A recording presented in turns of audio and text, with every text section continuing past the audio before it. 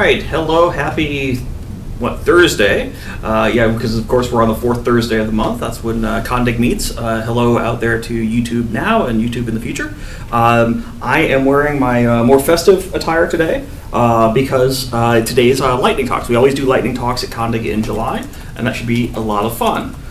We don't have the normal preamble today, just because we have a lot of folks presenting, and I want to make sure we have time for everyone. We have a couple of cool pop-up things as well we're going to throw in there. But we have 3 meetings left the rest of the year. In August, we have to be determined. In September, we have Alan speaking on... Oh, I haven't given an official title now? I'm still working on... You just give the summary here. All right. Developing with local LLMs for coding. All right, developing with local LLMs for coding. I'll get a better title sometime. He'll ask a local LLM for the title. And then October will be our last meeting of the year, as always, because the fourth Thursday of both November and December are non-optimal for meeting. And so I will very likely be presenting on October and just talking about .NET 11 and what's new in C# and related services and libraries. So good ways of keeping current and knowledgeable there.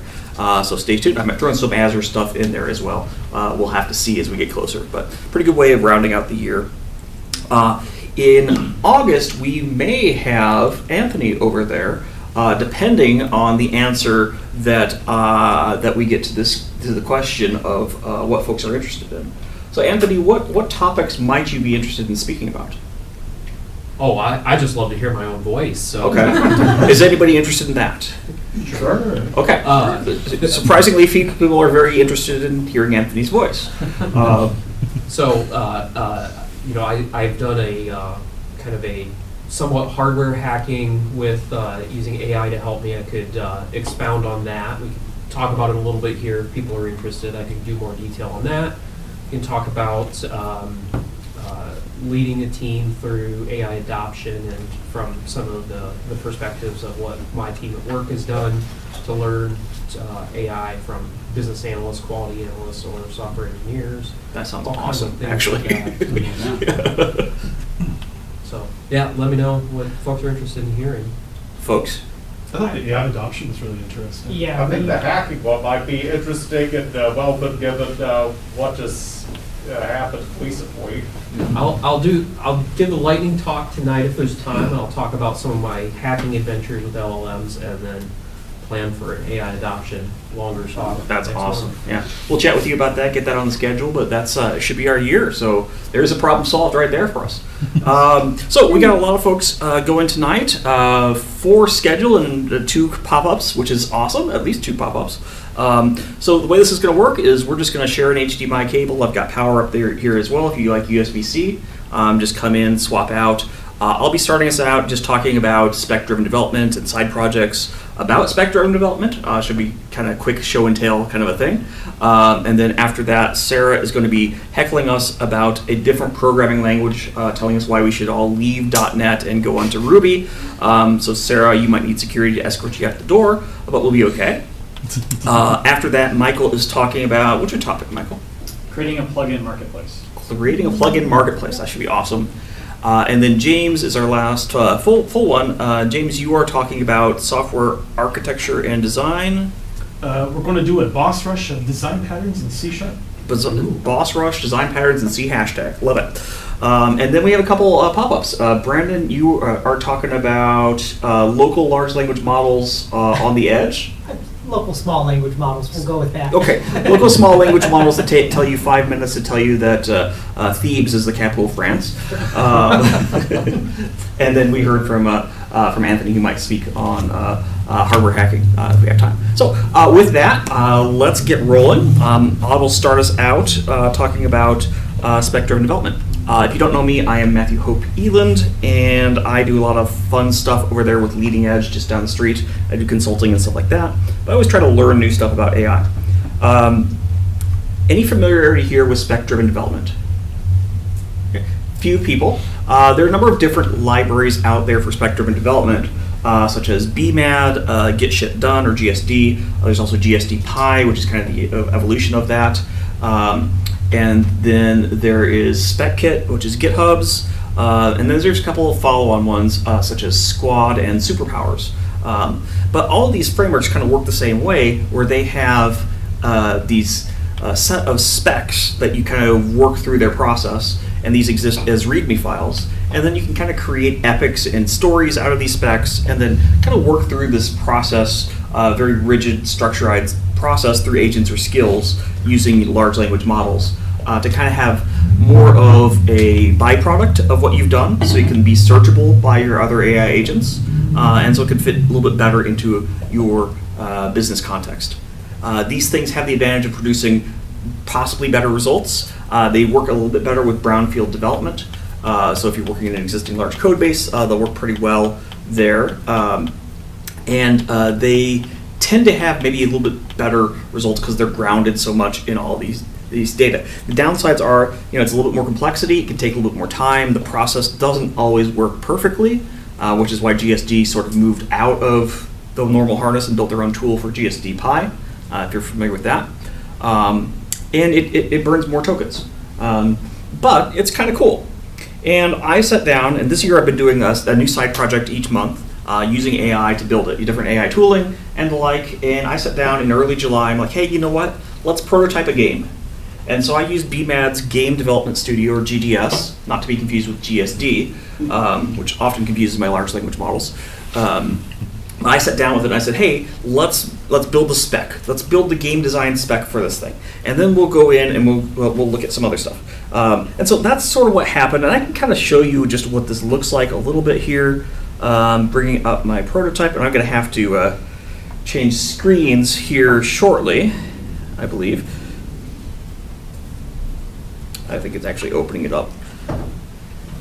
You know what? I'm not going to wait for this this little guy. Oh, it actually did open it up. I didn't notice it. Sorry. Okay, so what we have, and I will have to pivot myself here to see it, but we have a series of different implementation artifacts and other things like that. So somewhere around here I've got planning artifacts. I think this is it, right? And so I've got like epics, which list all the things that we're doing, and I've got a PRD, and I've got what does that say? Architecture? Yes. Yeah. So I have all these little things, and these are things that I kind of went through with my AI agents through their structured process to build. And some of these things are involved like the UX. And when we got into the user experience, that's when it started actually building web pages for me. And like, hey, what do you think about this? What do you think about this? And it would generate some specs, and it would generate web pages for them. And it started generating like the epic details. I'm like, oh, this is cool. Can I see this in a web page that's styled like this as well? And I was really getting the flow, and it made it really easy to work with this. I said, well, why am I spending all this time building HTML from these markdown files and following my styles and the like, when I could build a tool to do it for me? And so my game development prototype project, 2 or 3 days in, morphed into building a tool to generate these web pages, and that morphed into actually kind of an open source project. So on July 4th, I accidentally built a side project that out of my side project that's now an open source project. And what this thing is I'm calling it, and actually I let it pick its own name, SpecScribe. So SpecScribe is a .NET service, which is why I'm presenting it here, but it's a .NET CLI application that builds web pages out of your artifacts in your BMAD directory, or eventually your GSD directory, or your SpecKit directory. It's going to look at those artifacts, and it's going to say like, hey, here are the epics we have, here's the tasks or the stories inside of them, here's these tasks inside of those, and so you can kind of go in and say like, hey, how are we working on this? What's the task involved with this? And so it's really the static site generator that works off of everything that you have in these things. And I've been using this thing to build itself, which is actually really kind of cool.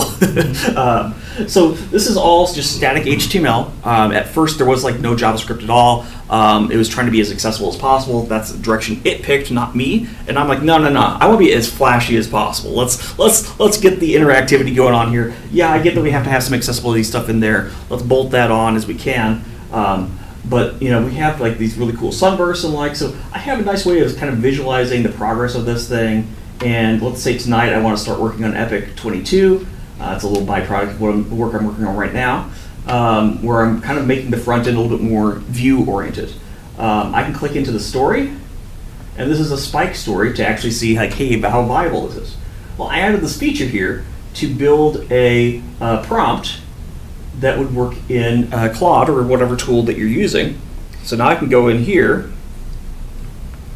Come on, good old Claude. Come on. And Control N for a new session. I go over here, paste that sucker in here.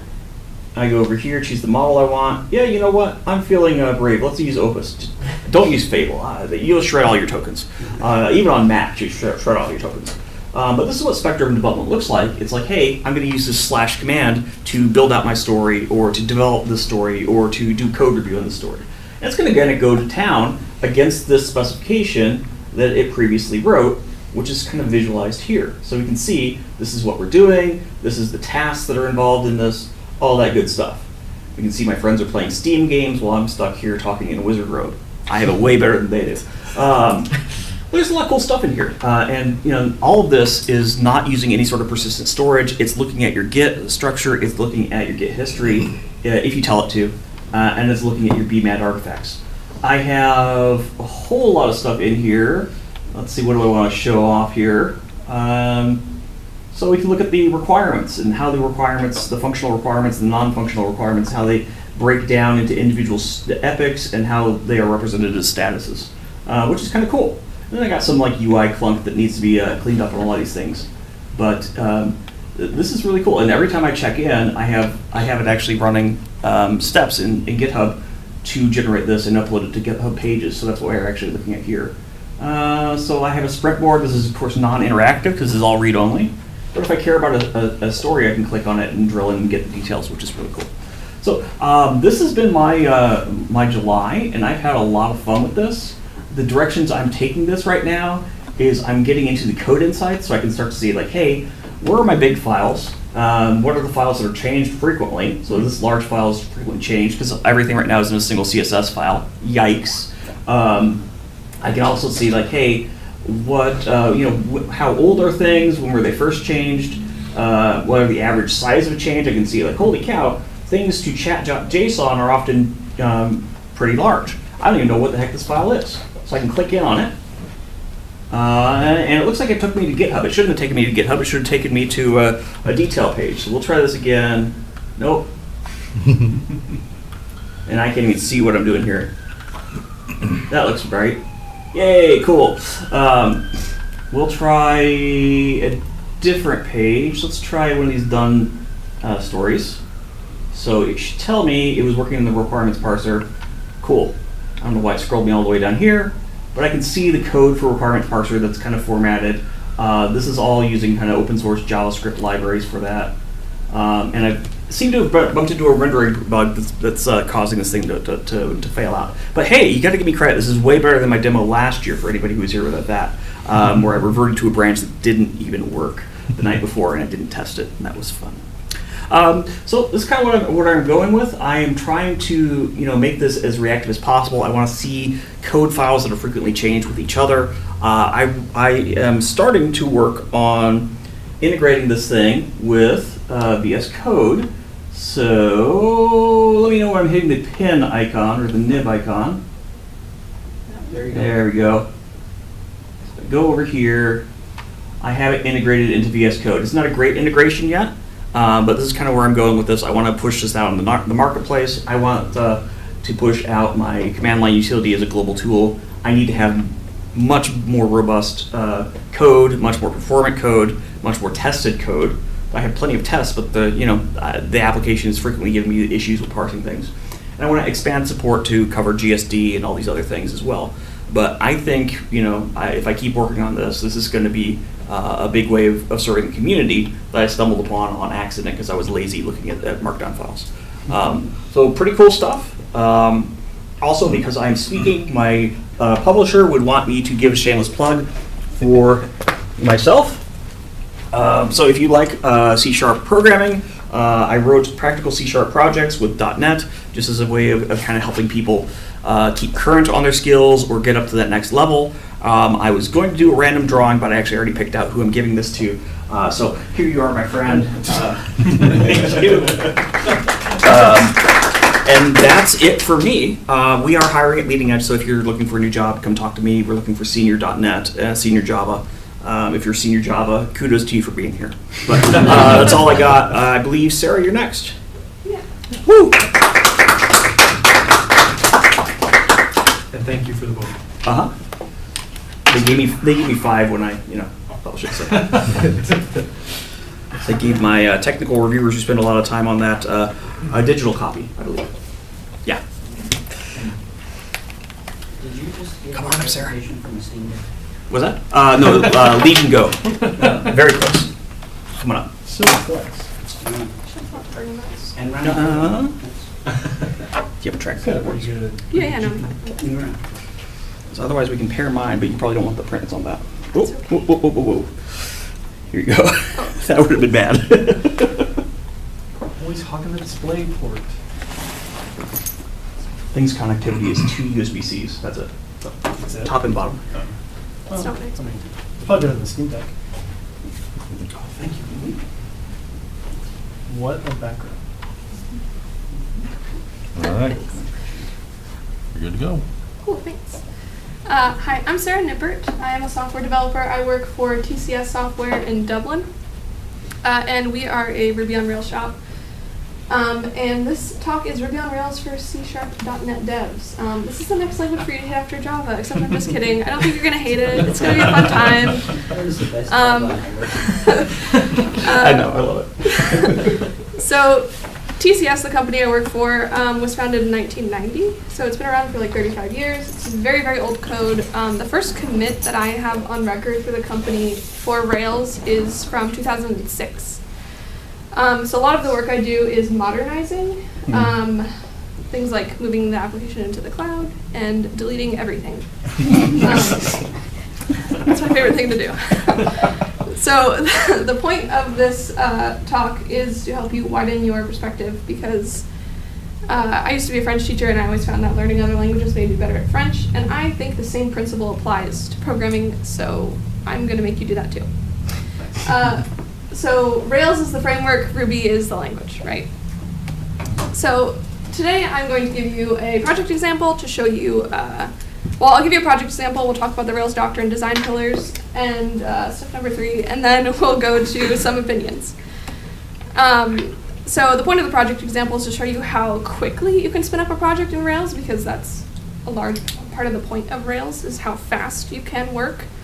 And it produces a lot of code, which I just think is a lot of fun to see.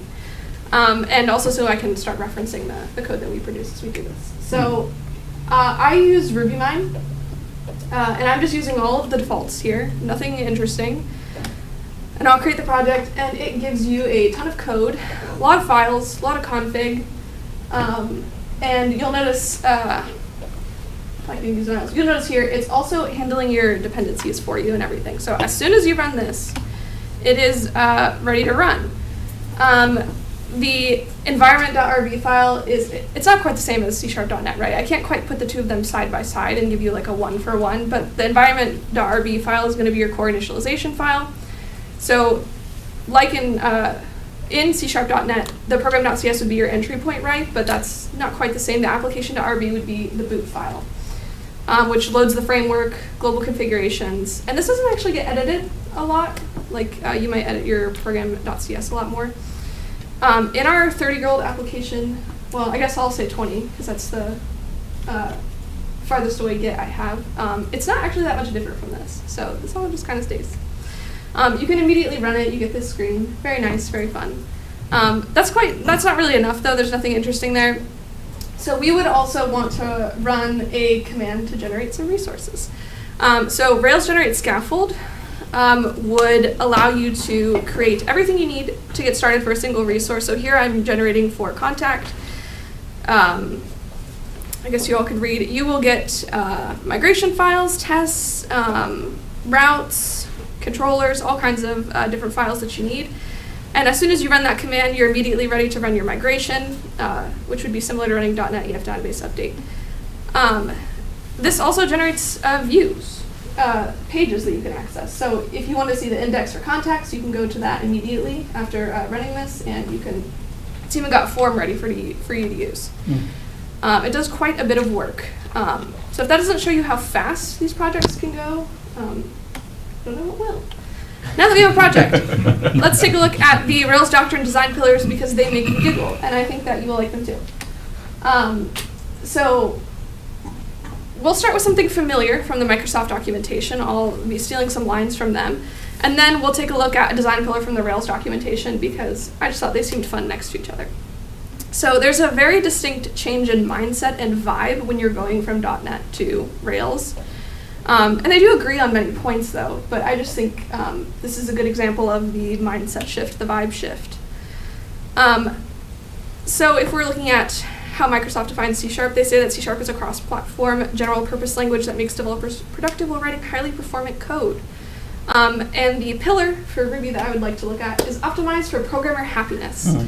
Because they describe Ruby as Ruby took not only to recognize, but accommodate and elevate programmer feelings, whether they be of inadequacy, whimsy, or joy. Whoa. So they're trying to elevate your inadequacy? That's up to you as the programmer. Just your feelings on that. Yeah, just your feelings. Your feelings on the spotlight. I use Ruby to make sure that my imposter syndrome is real. Not a syndrome anymore. And joy and feelings really, I guess, like for me at least, translate to readable and expressive language. So it's fluent code, right? So one of the quirkiest things is that instead of delete, you've got destroy, which is very fun. Yes. You'll also notice here that it is very fluent, it's very readable. You can tell what this does. It says redirect to contact's path. You can imagine that it redirects you to the contact's path. Private is another interesting thing to point out is that access modifiers work a little bit differently. So you'll notice that the method just says def destroy. It doesn't say def private destroy or anything like that. Private just gets kind of stuck down at the end of all of your public class members, and then everything after would be private. And I just think that's a fun thing to know. So there it is. So it's kind of opinionated about organization that way. It's very opinionated about organization. Yeah. There is also protected, and I think that would go after private too, if you're curious. Our next quote would be high commitment to backwards compatibility. Rails would actually say progress over stability. And it's not that they're trying to make breaking changes, but they say if we listen too closely to the voices of conservatism, we'll never see what's on the other side. We have to dare occasionally break and change how things are to evolve and grow. So they're not necessarily shy about breaking everything, for Ruby in particular. They believe that the framework should be doing a lot of like the heavy lifting for helping you transition from one Ruby to the next. There was an event that the documentation calls the Great Rails Migration, which actually affected the company I work for in particular. And that was when they went from 2 to 3. And that was in 2010, I believe. And they changed routing, controllers, and querying. And it affected, I think, everyone to an extreme degree. Some people just quit altogether. Rails, they abandoned it. Other people struggled through. And the company I work for is still nervous about upgrades from this disaster that happened. Scarred by Silverman. Yeah, very scarred. If you look in the Git history too, it's a very entertaining period of time. Our next quote would be, code that follows industry practices and established guidelines is easier to understand, maintain, and extend. And I would say that Ruby absolutely agrees with that, but I would say that they are going to push that over the edge. And they're going to say convention over configuration. You are not a beautiful and unique snowflake. So you should be focusing your time on decisions that matter, and you should be using conventions that are already in place. And when you don't do that, when you decide to ignore a convention, they would be calling that going off the rails. Yeah, okay. So convention is the reason that when I run Rails generate scaffold, I can get all of these different files. So very fun. You get the migration, the tests, the routes, controllers, JBuilder, all kinds of different things, and they immediately work because this is exactly how they're supposed to be laid out. The directory structure is very important. The naming is very important. And so I'd like to take a look at some of the things that are generated from Rails generate scaffold. And I would like you to notice that there's a general lack of words, particularly in the contact model here. It's 2 lines. And because of these conventions that we're supposed to be following, Rails is able to infer how these things need to fit together. So, like I said, the naming and directory structure is very important. So, contacts, the show method in contacts, Rails knows that it will lead to contact/show. So I don't need to tell it to do anything. I can just have a method that literally just says show, and it's going to go right there. It's going to render that page. Very exciting. I don't know, everyone seems to be reading, so I'll just let that for a second. Right, let that go for a second. Our next quote is going to be that we need to write code with clarity and simplicity in mind. We avoid overly complex and convoluted code language. And I think that Ruby on Rails definitely agrees with this, and they will say, exalt beautiful code, which is my favorite quote so far. We write code not just to be understood by the computer or other programmers, but to bask in the warm glow of beauty. Yeah, this one's really good.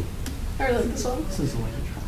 And so as you can see, it's very beautiful. We have some C# .NET, or we have some .NET C# on that side, we have Ruby on this side. It's really just translating to Fluent code again, right? So before validation, normalize email. I don't know how to explain any more than that. Validates email address, presence tree. Like, it's all very, very clear. I think even if you don't know how to write Ruby code, I think you likely understand what this is trying to do, and that's the goal. It's also very easy to write. It's very quick to write. And that takes us to part 3. And It's a great movie. these are things that when I bring up, or things that I saw when I moved from .NET C# into Rails first, that confused me or made people raise their eyebrows at me. So we'll take a look. So first we'll take a look at static versus duck typing, generic behavior, in terms of generic behavior. So in order to get generic behavior in C#, you would probably want to create an interface, right? I think everyone's probably familiar with iClackable. And in this instance, we're using a duck and a cat.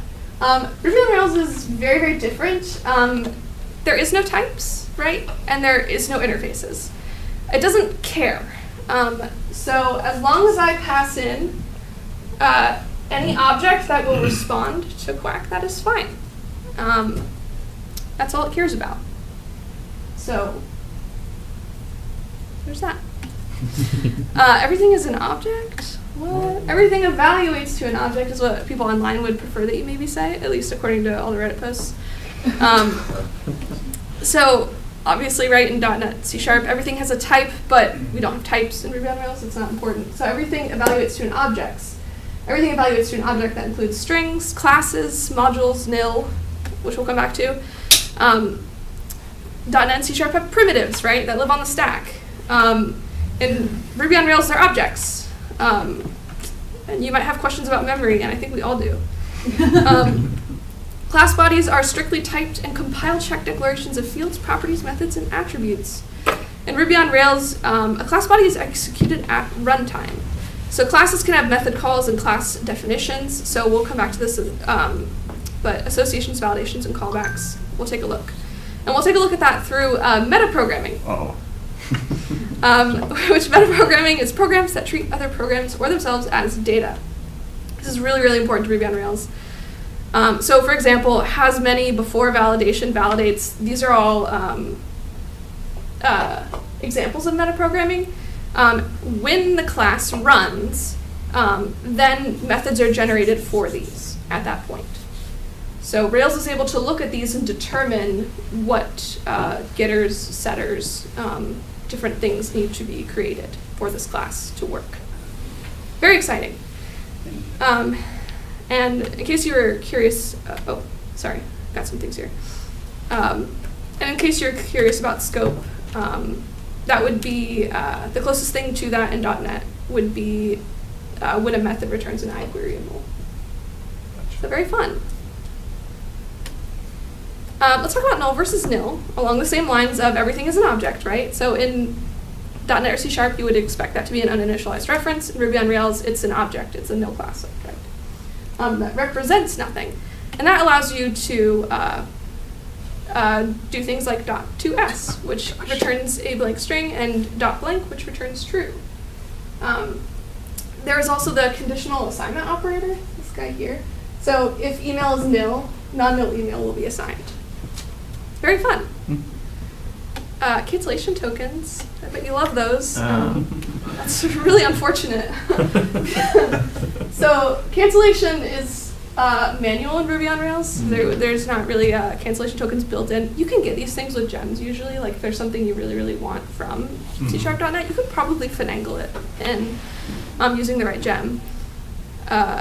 But the example I have for you here is that you might have to set a flag and check it. So if you were running a loop, you would just wait until cancel got set to true, and then at that point you would cancel out. Break. Very exciting. Oh, and these are all the different ways that you might want to cancel if you really needed to. These are all different ways you can cancel. Dependency injection? Yeah, you can do it in Rails. It's a thing. I think there's a gem called Dry Rails or Dry that lets you do it more similar to .NET C#, but natively you would have to pass an object instead of registering it in a container. So you would define the dependency and consume it in a service, I guess would be like the closest I think that you can get. Maybe. Active record pattern. So active record pattern is an object that wraps a row in a database table or view, encapsulates that database access, and adds domain logic on that data, says Mr. Martin Fowler, smart guy who likes code. Let's take a look at what that means. So for example, the closest thing you would get in .NET C# would be you would need the model, you would need DB context, you need repository, you need service. All of that is kind of done within the model in Rails. So instead of all these different files, you just have the one file. I personally would prefer that we implement services in Rails, but that might be a hot take. I don't know. But I do implement services, so. And opinions. Let's take a look at those. So these are just quotes I found on articles comparing the two online. It does kind of seem that people recommend .NET for enterprise applications, and Ruby is recommended for much faster development. Or if you have a very small team of developers, it will help you, of course, get through code much quicker. So that's fun. Oh, and surprise, what's this? Here's some AI slop, just for fun. And at this point, you might be thinking, wow, Rails and Ruby, they sound pretty incompatible. Well, you're wrong. At least this person thought so. So there's such thing as Iron Ruby, which is Ruby on the .NET framework. And that's really fun. And it is so wildly successful. You'll notice here that it was updated in 2011. So that's cool. And I think this is on .NET 4 still. So sorry about that.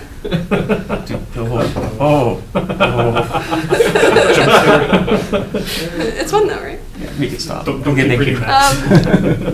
If this was fun for you, then maybe you could try out the Columbus Ruby Brigade. They meet the third Monday of every month at 6 p.m. So the next meeting will be August 17th, if you want to know more about Ruby on Rails. That's a fun group too. Yeah, very cool. And here's a list of companies in Columbus that are using Ruby on Rails, in case you were curious about that, because that's one of the questions I always have. Also the one I work for. So. That's all I got. Woo! Michael is up. While he's coming up and getting set up, any questions for Miss Almost Otworth? It's not gonna work out. I stand here. How well do LLM code assistants work with Ruby? So I think fair enough. However, the application I work in is extremely large. There is monumental amounts of code in it, and I have found that it's very difficult for me to have success doing larger scale things with LLMs. However, if I'm doing something smaller or I'm working on a smaller piece of the code, it's generally like I don't have a problem. But the application I work in is there's a variety of things happening, which I think confuses the LLM in that that of course works for me. That can be true regardless of the language, though, so. Yes, absolutely. So I haven't had a problem. But Cool. Awesome. Ready to rock. All right. Well, hello. My name is Michael Collier, and I'm going to talk with you tonight about creating an agent plugin marketplace. So this idea was spawned from just some challenges I'd seen at my company when developers were kind of working with Cloud Code or GitHub Copilot. They were creating, skills and agents and instructions and MCP configurations, all sorts of stuff, but we weren't doing a great job of kind of sharing amongst each other, figuring out well, I may create something and Matt creates something and then Alan creates something. We weren't kind of figuring out what's our way of doing it. We were all creating the same thing over and over again. And it was great because people were innovating, right? But we were sharing stuff. If we were, it was on Teams or email, and we just couldn't find it. And discovery was hard. And so there had to be a better way. I'd seen there's some ideas of creating, one central SharePoint site or a GitHub repo or yet another internally maintained web page. And I was like, this is more stuff we have to maintain, and it's not going to work out very well. There's got to be a better approach to doing this. And I'd seen some of the other vendors creating a marketplace. They say, hey, here's our stuff. Go ahead and add our marketplace and get plugins from it. And I was like, well, that sounds cool. How does that work? So I started digging into okay, well, can I create my own marketplace and figure this out? And started looking at what's in Visual Studio and Visual Studio Code. It had its own plugins that were built into the product. Awesome Copilot was just built into it. I was like, well, that's cool, but how do I get one of these marketplaces that have a bunch of plugins in it, and can I create my own?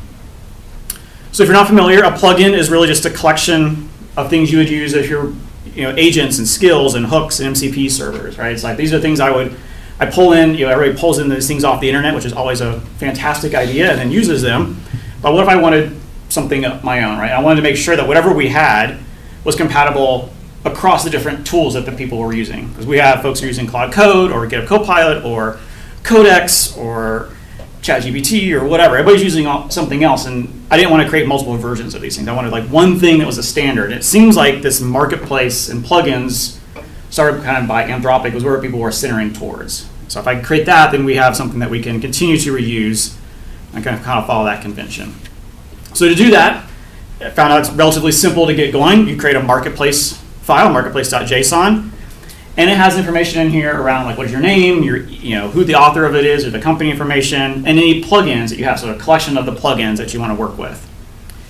And I noticed that both GitHub Copilot and Cloud Code both look in the same directory. Seems like Anthropic started it. They put it in their Cloud plugins directory, and VS Code's and GitHub's well, that sounds cool. We'll just do that too. So they look in the Cloud plugin directory as well to load these, which is all right, great. Now I just have to create one thing, and it's there. So for every plugin we have, we just create another list in this marketplace, and then that source section there is a reference to wherever your plugin is at in your directory structure. So I get a marketplace that defines kind of my top level, and then I create a plugin.json. So for every plugin, I have another JSON file, and this JSON file describes kind of information about that plugin, so more information on the author, or you can go to find information like a web page or get a repo. You can also put in where your agents and skills are. By default, agents look in the agent directory, skills look in skills. So if you want to override that, you can do it or just leave the defaults. And you can list out your MCP servers where that's at. Kind of put all this stuff in here that describes what your plugin is. So setting up from a meta file perspective is pretty easy. A marketplace.json and one or more plugins, and that's good. And I should stop talking about that, and we'll go switch and look at the stuff. All right, so go into VS Code. And we can kind of see in here, this is a directory I have that will create the plugins themselves. Go to VS Code here. So I have a Cloud plugin directory and our marketplace file. That just creates our marketplace that I want to have. This is a simple demo marketplace. I have a plugins folder, a demo plugin, just to keep it easy. And then I have my agents. This is just maybe an API architect. I'm creating whatever I could be, right? It could be a .NET architect, Next.js, whatever you have there. Any skills that you want to create. So maybe you have a skill for creating a Blazor app or something. Some idiomatic way you want to create it. That's kind of your approach to it. That can go into your skill file. Any MCP definitions you have, so connecting out to maybe, hey, for this project, we want to make sure we're connecting to Learn or Context 7 or whatever. You can do that. And then your plugin file. Like I said, just defining your plugin. You can have a README in here. so the tooling can pull up a little bit of a README about what your plugin is. And that's from a file code perspective, that's basically it. All right, so to add it, I can go into GitHub Copilot here, and you can see the kind of help's already on the screen, which I like. If I can just say plugin, marketplace, plugin marketplace, and I can load, as a developer trying to build out this, I can simply load the stuff that's in this directory as well. So I can say plugin marketplace, add this one. And it added, because it's looking in that Claude plugin directory, I go ahead and added this particular marketplace that we're working with now. So it's a good way for me if I'm trying to just test this out and figure out, is this right? I can kind of test locally before I have to publish it anyplace else. And if I want to see to make sure that it's all right, that I have everything in here, if I could type, it'd be helpful. Marketplace, browse. And then the name of the marketplace that we're looking for, so it's agent. Demo. And said, okay, well, I've got one plugin that's what we expected to be here, so it did at least find our plugin that we're looking for, and we can add it. The worst part is typing it all. I need to make shorter names.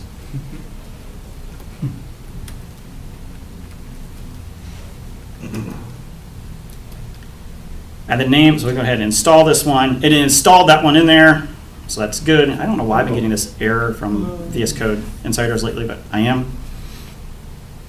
So I'm just going to make sure that it's all loaded. So let's reload our skills to make sure. But I should be able to go in here and say so there's our demo plugin. Our skill, and I can go ahead and add that, and it should print out a little bit of an ASCII art if it all works right. Yeah, so pull our skill in. What? Sure.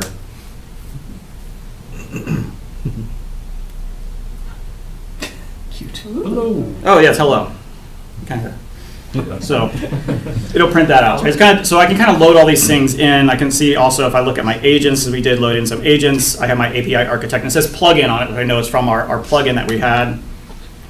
I can look at any MCP information. I can skills, agents. It's all sort of in here. So I think that's kind of an easy way to at least get going. Once you build your plugin or plugins, you at least test it locally, which is kind of nice. And if I talk about, so I can use these. So I want to publish them and get them out to my team. So it's great they're local, but I want to publish them somewhere. So I can publish them to GitHub. I can show you the one that's out here now. So this is the, so I can go out to on my GitHub repo. I publish this one out here. So I can use this one as well. It's the same stuff you just saw. And I can go ahead and use these as well. And I can do this, not that button. I already had it up. This button. So I can go in Claude Code and use this same one, but this one we're going to pull in, from the GitHub repo. So I'm saying plugin marketplace add my GitHub handle and then the name of the repo. We can add it, and now it's trying to figure out all the information. I like Claude Code Score setup is a little bit nice because it showed me the information that's there. We can reload the plugins.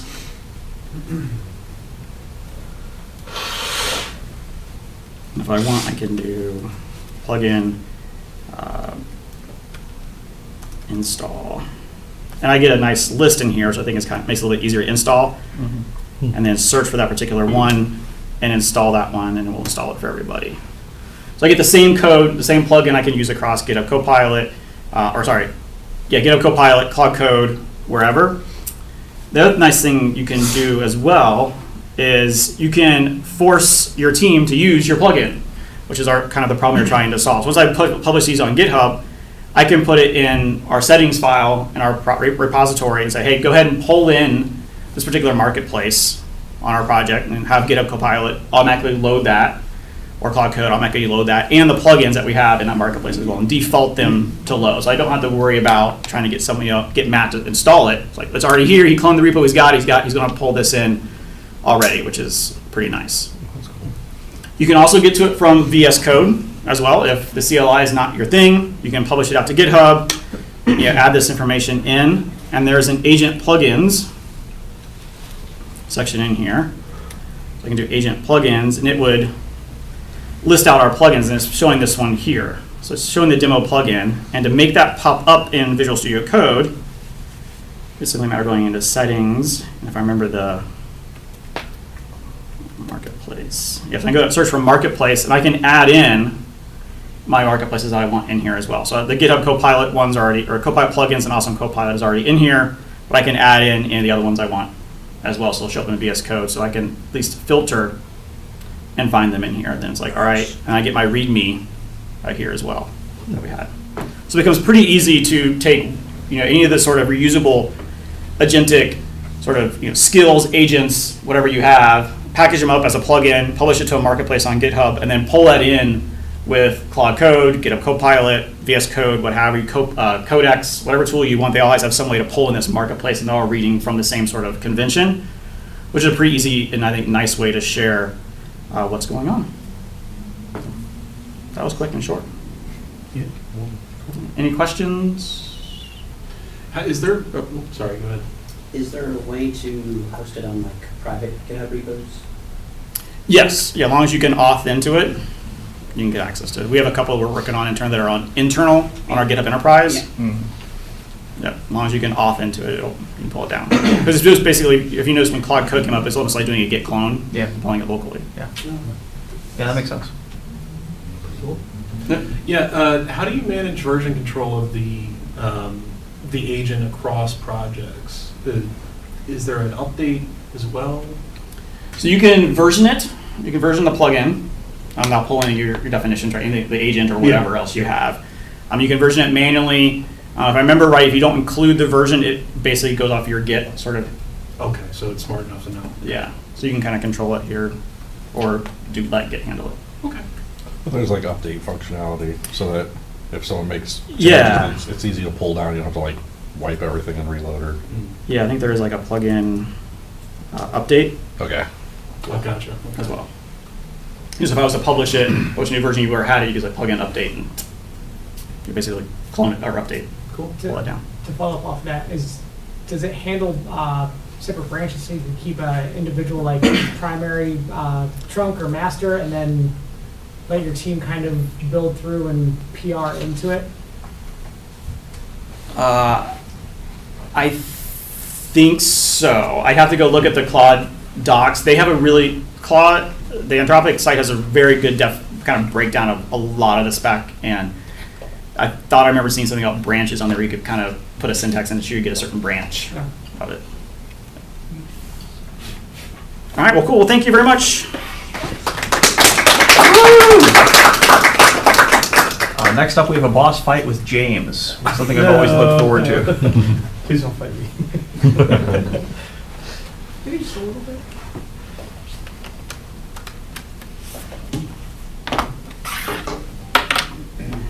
Now we just have to figure out how to make that work. Woo! Nice. Good evening, everyone. I am James Alworth. I have been programming for around 7 years, and I've been recently getting into game development. And as a result, I've been reviewing a lot of my design patterns, specifically a gang of 4 design patterns, and I thought it'd be fun to see how many I could get through in a 15-minute segment here at the Lightning Talks. So before we dive in, just a quick overview on the gang of 4. They are Eric Gamma, Richard Helm, Ralph Johnson, and John Nicholsides. I think that's how you pronounce that. People got really tired of saying those 4 names over and over again, so they came up with the moniker Gang of 4. Also an allusion to the same group of 4 from Malice, China. So, but this book was published in 1994, and it was one of the best-selling software books of all time. Over 500,000 copies sold, several editions, and it's responsible for giving us a lot of the ubiquitous language that we use today in the software industry. Terms like singleton or factory all originate from this book. Bonus points to anyone who can tell me who the artist is for this painting here. It's a Dutch graphic designer in the early 1900s. What? Is it Sarah? Not Sarah, believe it or not. It's MC Escher. That's what I was thinking. Yeah. It's called Swans. That's fun. I can see it now. Yeah, Escher's awesome. All right. Starting with creational patterns, this is the first of the 3 categories for the design patterns. These are dedicated to abstracting away the creation of objects so that we can make a system independent of how the objects are created, composed, and represented. So we're going to go with a lot of analogies on these to make it a little more fun. So the singleton pattern here is represented by this solitary gremlin. The Gang of Four describes a singleton pattern as a pattern where we restrict the instantiation of a class to a singular instance. The James definition. We're going to leverage a singular instance of an object throughout the entire application. So here's a code representation of our little gremlin, right? So he's a sealed class, he's a singleton. He's the only bridge gremlin that the heroes have to interact with on this solitary bridge. As each of them crosses the bridge, they interact with the same instance of this gremlin. They'll pay the toll, and the consistent state of the singleton, this solitary gremlin, is shared across the rest of the party, essentially. And you can see here it's represented in some log statements where you can see that that shared state is persisted throughout the application. And it prints out there where he gets more gold over time. The benefits of this pattern is it's a lot easier for resource management if you have expensive operations to do, like database connections, an example of an HTTP client factory, where we can reuse that connection through a singleton. We get to preserve that consistent state, as demonstrated through the heroes adding to the gold hoard of the gremlin. And thread safety is a lot easier to manage. It's usually part of the singleton pattern, and so you can handle that locking concurrency with a single gated mechanism. Some of the drawbacks are a lot of folks aren't spinning up their own singletons a lot. They typically like to inject it through modern ecosystems. In .NET, for example, that would be the Microsoft Extensions DI. Spring, if you're a Java developer, things of that nature. And the dependencies of using a singleton can be hidden sometimes. You often won't even realize until you go through the implementation of a class. It's like, oh, we're referencing that static instance here. And, concurrency hotspots, a singleton. Moving on to the factory method pattern. The Gang of Four defines this as defining an interface for creating an object, but will let subclasses decide which class to instantiate. Factory method lets a class defer instantiation to subclasses. Gem definition, we're going to use inheritance and interfaces so that subclasses can decide what they produce, and the client does not need to understand any of that. It's abstracted away from them. So we're going to use the example of a necromancer and a warlock. These are our creators, and they're going to create products of skeletons and, I think it's an imp. I don't know what the journey cooked up there, actually. But we see here that we have an abstract class that we're going to extend. We have our concrete creators here in the factory method pattern. They are, on behalf of the client, going to create the products that it is interested in. And the client won't need to understand how to instantiate or produce these minions or our products. It's simply gives it over to the subclasses of our summoner here, so that we can refer. The client just needs to operate upon the generic behavior, and then that underlying functionality is done by the subclasses. So benefits of that, of course, you have your loose coupling between the client and the concrete product that it's interested in. This promotes single responsibility principle. The client, can focus on what it needs to do, and then the creators will focus on the underlying details of producing these products. And of course, it enables the open-close principle that we like to adopt in software, in which we don't need to change the client. It can just remain the same, and we can create new creators and products over time as need be. The big drawback of that, on the other side of the coin, is we often need to introduce a new product. If we want to introduce a new product, we typically want to create another creator with that, and so you're almost stuck into this parallel class hierarchy, as an example. So a little bit of baggage for that. That's it for the creational. Moving on to our second category, behavioral patterns. These are concerned with algorithms and the assignment of responsibility between objects. So with the creational, we're abstracting away the creation of objects, and behavioral, we're going to abstract away from our clients the behavior of our objects. So with the strategy pattern, I feel like this is one of the more well-known ones. This is where you define a family of algorithms, and you encapsulate each one, make them interchangeable, almost indistinguishable from one another as far as the client is concerned. And the strategy lets the underlying algorithm or functionality change independently from the clients that use it. So AKA put interchangeable behavior behind your interface. In our analogy here, we have that little cube golem. As his faces change, he nearly needs to introduce this iFace interface. So We have our different concrete strategies here represented by the faces. And the client, it only cares about the interface. So as we iterate through the different faces, we can just generically turn and they can execute each of their underlying methods, each of which is free to differ from one another. But that underlying implementation is abstracted away from the client and they can operate independently. The benefits of this pattern. So it's very extensible. It's simple just to add more concrete strategies and bind them to implement that same interface. It's very flexible. These strategies are interchangeable from one another because of the common interface. And it reinforces SRP for the separation of concern between each strategy. So they only need to really focus on what they're concerned about underneath the hood. And of course, that aids with the isolation of testing, each one discretely.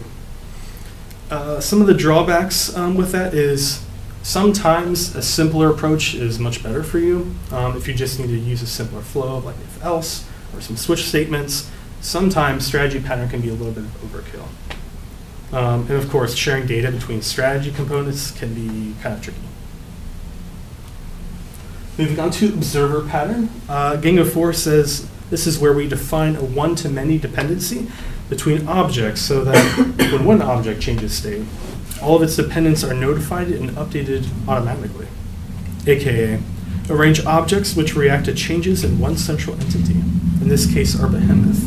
We can see that it's ringed by many observers here. Sorry, this is probably really hard to read, but I wanted to try to get a concise sharing of the code here. So if you can keep along with me. So we have different moods that the behemoth will sort of iterate through, and we have our observers. The observers are what they are, we'll say, attached to the subject, which is the behemoth in this analogy. And essentially, whenever the subject, behemoth in this example, notifies them, that change of state will be propagated to all of the observers. And then the observers get to react accordingly to however they need to. The benefits of this approach is that we get a loose coupling between the observers and the subject. So the subject only needs to worry about notifying, and the observers only need to react in their own capacity. And there's, the client doesn't need to understand necessarily what the observers are doing. And of course, that promotes extensibility and flexibility.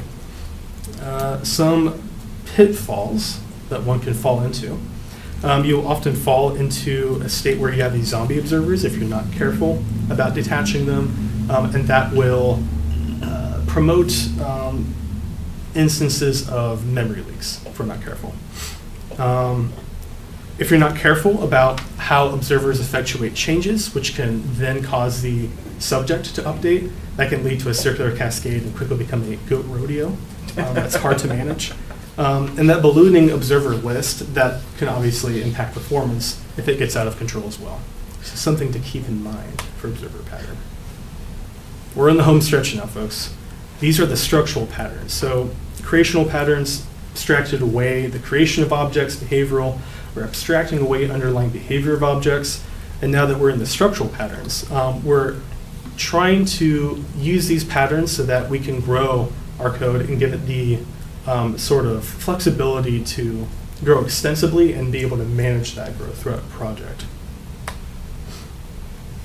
This is Sarah's favorite. The decorator pattern, as represented by these dragons here, we attach additional responsibilities to an object dynamically. Decorators provide a flexible alternative to subclassing for extending functionality. The James definition, compose objects from other objects of the same base type for maximum extensibility. So you see here we have our decorator dragons. We have a interface that they all share to implement so that they're all compatible with one another. We have our base dragon, and we can see that we can decorate it with a golden and silver plated dragon.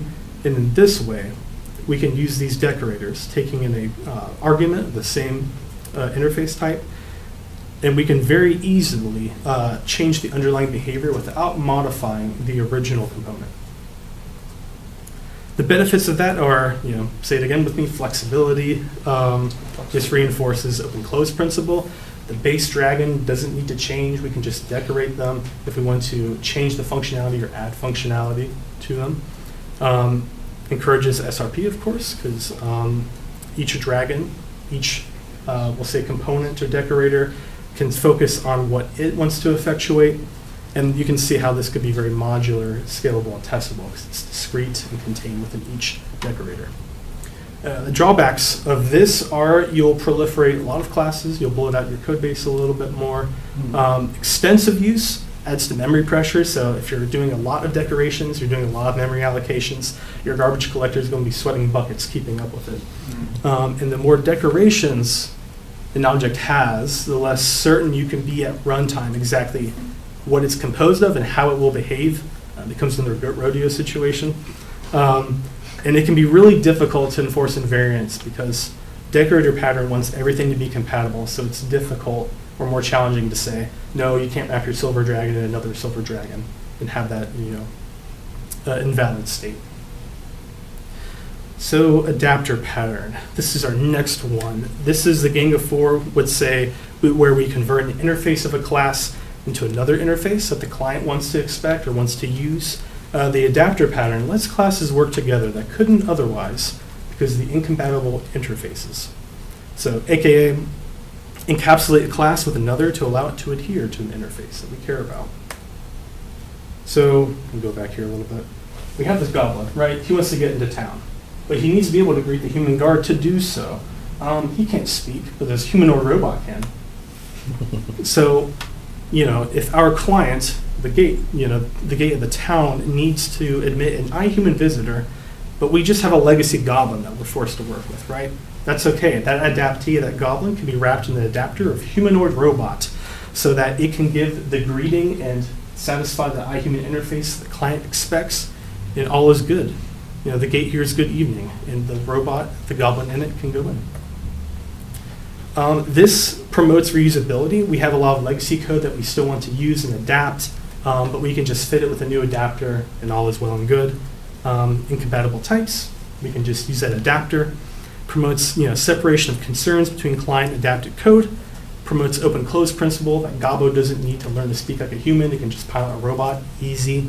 And it's a simple design with low cognitive tax compared to a lot of the other design patterns. Drawback, once again, more complexity, but that comes with the territory. And last but not least, I have the facade pattern here. The Gang of Four definition says this is where we provide a unified interface to abstract away a subsystem so that the client doesn't need to understand the aggregate.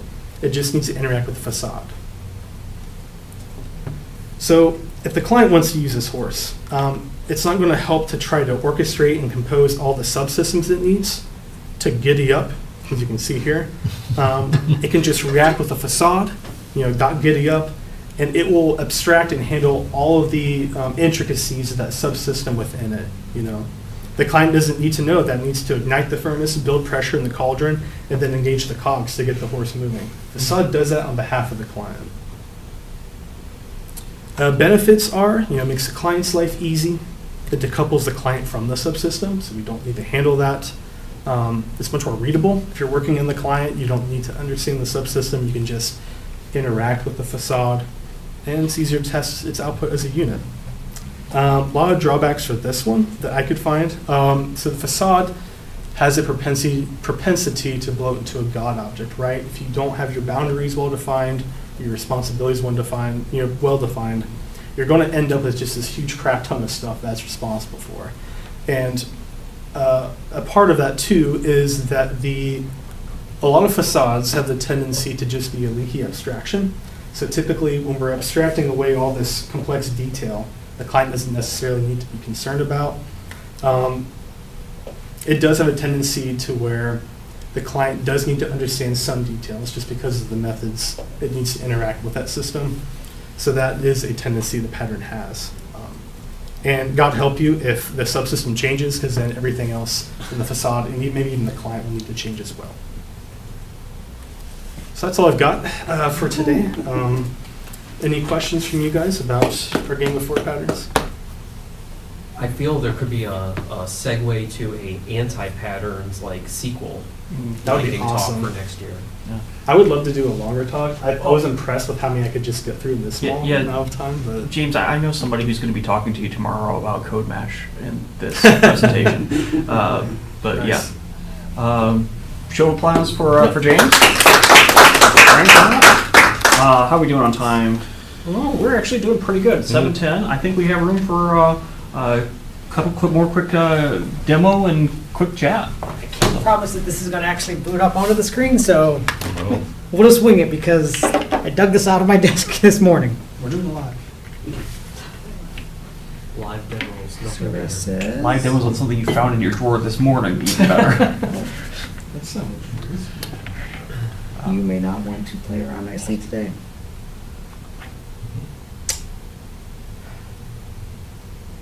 Does anybody remember how to change the display out for a Raspberry Pi?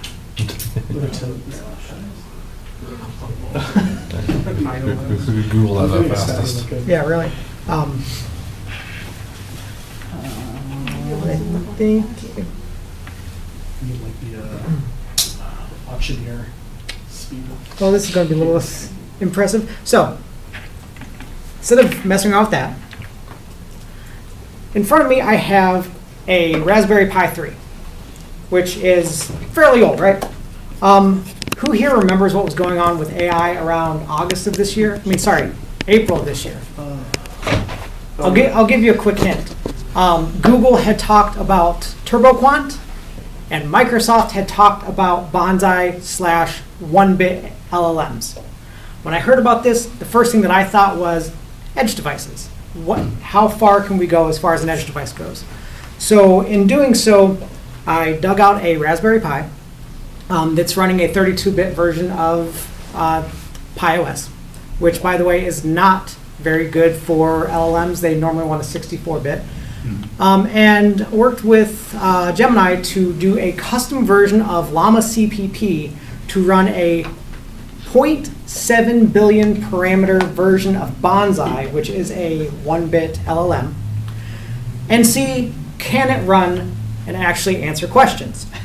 The answer is it can try. I'm going to start right now with, at this point, I have just asked it to load the custom harness and what is the capital of France. I'm not going to make you all wait for this. I'm going to tell you right now, this thing runs at about 0.0 tokens per second, both ingestion and execution. It is extremely slow. But the cool thing was, I got to answer some really cool questions. Mainly, should I? The answer is no, I shouldn't, and neither should anybody else. But I could, which means I was able to find the floor for what an edge device could be. I could take a Raspberry Pi 5 or something a little bit newer, a little more oomph, and have it listen to a number of ESP32s out and say, around my yard, to see what the soil composition looks like. And that Pi itself could then run a large enough model to do some analyzation on whatever's coming in, and then decide, you know what, I can't handle this data, or this data is actually important. I'll hand it off to somebody else higher up the chain of my list of known agents. So, yeah, if you guys want to stop by at any point in time and see where it's going, it already has now officially accepted my prompt of what is the capital of France. And here in about 3 more minutes, it'll start to say the capital of France is, and then slowly work its way through, and hopefully will not crash out because it has used every single ounce of the memory available to the system trying to compute which vectors it wants to traverse and trying to respond with an answer from that. Anybody have any questions? What is the capital of France? According to this, nothing right now, but it will give me back Paris. How much memory is on the R5 3 again? 2 gigs? Oh, I don't even think it's that. Okay. I think if anything, it might be that. So the cool thing is, when it bombs out, it gives you statistics about how it bombed out, and it will always bomb out showing that it has overloaded its memory buffer. And by cool, I mean it shows that there is enough oomph in this to slowly churn through the question, not enough for it to be usable. There were some discussions about, doing it with swap space, using an NVMe hack, getting some more speed. The problem still comes down to, if this thing is running at full power, which right now it's not, it's actually technically under getting lower voltage than it needs and therefore lower power than it needs. It'll actually run better this way than it will if it had full power, because full power means it will churn through all of its memory faster, causing it to crash. Again, this was just one of those things where all the technology seemed to line up. I got bored one night, didn't decide it. I couldn't decide if I should or not, so I just did it. And when it was done, yeah, I had a cool little toy that is halfway useless. But it's the other half that counts. Very nice. How hot does it get? Not that bad. It does not get hot enough. Like you can touch it and be like, oh, this isn't pleasant, but it's not like, oh, I'm on fire. Anthony, come on up. All right, let's see if I can get my Surface to connect. Oh, you wanna try the projector there? I mean, well, I don't know. I made some slides real quick, so let's see if we can make it work. Oh, you got it. Sorry. Crap. Drum roll. Give it a second.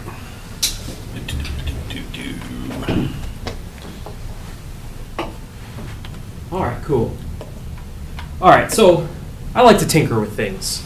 So one of those things that I started tinkering with. You threw this together. I threw this Together in that corner. Claude is great. So it's my friend. Excellent for anybody who's never perfectly prepared. Claude's a good friend for you. But so I got a ComMarker OmniX laser engraver earlier this year, and so I like to tinker with things. But you know what? I hate bad software. And so I think we can all relate to that, especially if we write software, that it's super annoying when we know we can do better. So I have this overwhelming urge to improve things, and I hate being locked in and not being able to do things. So this is my talk of breaking the shackles of bad software, how I paired Claude Code with Wireshark USB PCAP to reverse engineer the autofocus routine. So this laser engraver comes with their proprietary software. It's very limited, clunky to work with. I use Lightburn for the most part to do all of the actual real work I want to do. The difference is their software has this autofocus routine. So I don't have to like mess around and manually focus the height of the laser engraver. So I wanted to be able to do that outside of their software. So the solution to me was I was going to figure out how to reverse engineer this. And like all things these days, one of the first things I do is I turn to AI to say, how should I approach this? Because it just tends to be a great helper. So instead of being locked into their app, I wanted to figure out this autofocus routine. Nobody on the internet had any knowledge of it. The Lightburn software forums say, oh, we'll get to this eventually. So I sat out like literally last weekend, and I'm like, I'm going to fix this problem. So I know that you can have Wireshark capture packets. A long time ago, I used Serial Monitor to capture packets for serial port devices and printers and stuff. And so I just did a little bit of research and found that USB PCAP is available that can intercept the data flowing from software to devices.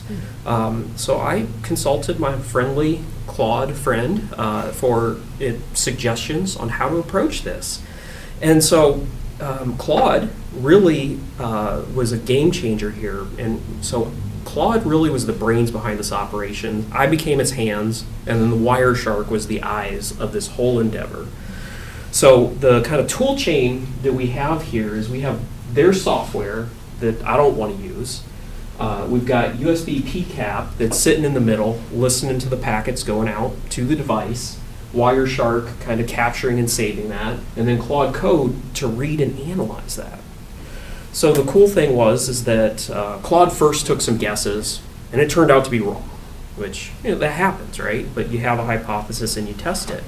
So Claude would tell me, move the laser head up, several inches, and then run the routine. It would capture some packets, it would analyze it, and be like, I don't quite have it. Let's try this again. It would tell me to do something different.